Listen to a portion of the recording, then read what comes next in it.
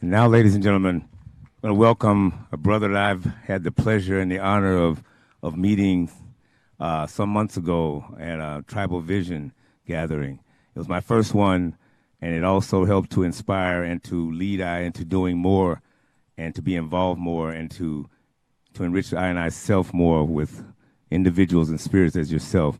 And this individual, as I was in the mountains of New Mexico, was truly an inspiration and also a comfort at times just for his devotion and his dedication and his energy. So at this time, I'd like to introduce my brother, Chaitanya Estrella.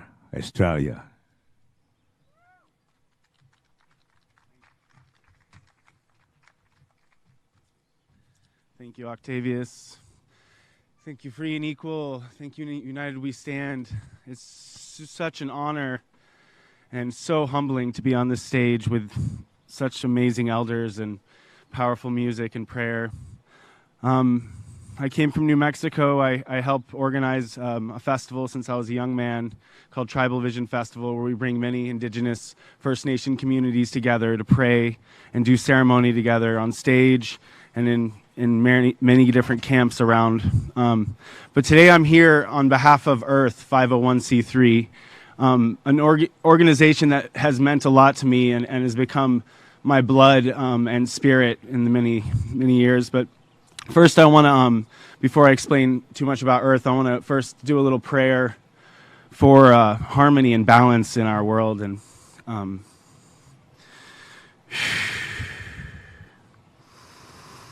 Great Spirit, there's been so much misunderstanding of way of nature and the laws that we abide by. I pray that we can find balance and unity and strength with each other and the First Nation communities, and that their old ways can come into balance again, and that the rights of nature that have always inherently been there throughout thousands of years can come back into our colonialized democratic society in a good way, and find balance and equality with the corporations and the people that live here, and find equality with the law and the legal system. So I call upon all the spirits to help us in a good way, the plant spirits, the animals, the winged ones, our water friends. Help us. Let us be strong and speak for you who do not have words that we understand. May we learn to listen quietly and understand in a good way. Thank you so much, all spirits, and be with us and help us speak for you. Speak for your rivers, our community. Thank you. I want to put out a question in everyone's head, and the question that's been with me a long time, and give a little guidance to that answer. What is, or what are rights of nature? So first off, the First Nations for thousands of years and the old communities of the far west and far east have always recognized their rivers, their oceans, their trees, their herds that roam through their lands as different parts of their community that fed and sustained each other in a perfect balance, a cycle of life. And what we have to see now in this colonialized system is that finding a balance between these ancient ways and these modern ways. And this word rights of nature has come in between that and kind of giving a guidance for the democratic system to honor what has already been honored by our First Nation indigenous communities. So what is rights of nature? Rights of nature is giving the inherent rights of nature to the rivers, and meaning that the river is a person and that the herds are people and the bird community, they are people like us, and they deserve equal representation in the court of law. They need to be represented in every constitution in our country and honored as if they were equal to us. Right now, as our government stands and as the slave documents that we've built upon this democratic society stand, rivers are not recognized as people. And this is dangerous. This is not a simple change of a wording in a document, but this is straight putting our future 7 generations at risk. We cannot stand aside and see our rivers polluted as if they were resources and not part of our community. It is important that we stand as humans, as caretakers, as equals to these rivers, as to these cloud spirits, as to all life on this planet. We need to start recognizing that within ourselves and within our community. There's many organizations out there right now working hard across this country and across the world, and many First Nation communities that have stood for their rivers and adopted them into their tribes, as they already were. But the documents that stand now, the Constitution, the Bill of Rights, they do not honor, they do not recognize what is so clearly needed to be recognized for us to move forward. What my organization, Earth 501c3, me and many others are traveling across this country and working in different communities to help educate people to see how we can bring these rights back from the First Nation old ways back into our modern colonial democratic system. And one way to do this is to gather the local water protectors, the local Indigenous First Nations, and write your own Bill of Rights. If it doesn't get ratified by your town right away or your community right away, hold it strong and push it to them. Go to the town councils, explain what rights of nature are. Educate yourself on how we can bring these rivers back into our community. This is the most important thing for a future in balance. Right now, we are very far out of balance. We see the rivers as a commodity, as something that we can waste and pollute, and that can never sue us, can never hold us accountable in court. There are few environmental protection laws that do not represent what needs to be represented, that were once represented in the First Nation communities. So I ask you, if you hear this message, wherever you are, please go to your town council. Educate yourself about what rights of nature are. Get a group of water protectors together and learn about how you can create a Bill of Rights. It's not that hard. It only takes a handful of people well recognized in their community to push these rights through. Across this country and across the world, rights of nature are becoming part of constitutions, from Germany to India to first Ecuador and New Zealand. They were some of the first.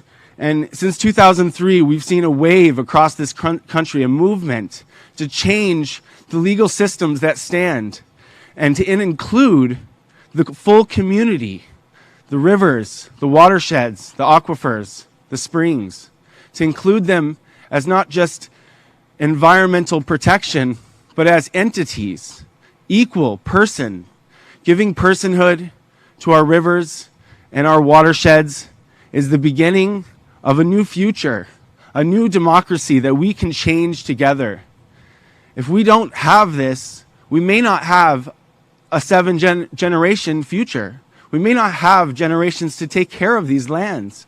We must include rivers, aquifers, watersheds, and springs, and our oceans and our clouds into these documents. We must demand our state constitutions to change and our federal constitutions to change to include what is obviously the most important thing, recognizing water as sacred and water as life, and our body as water and all nature as water and life, and equal to stand. Right now, corporations are likened to gods. We had once religions taking our lands and telling us what to believe. And now we have corporations telling us what to believe and what to do and what to like. And these corporations do not die unless serious reparations are made. They live potentially for thousands of years if we allow this system to go on.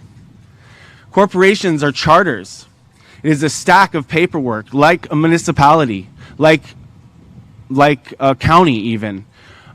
These are charters that are agreements between a group of people that basically state that there's a governance rule and how this system governs, whether it's a corporation like Amazon or even a county like the one we're in.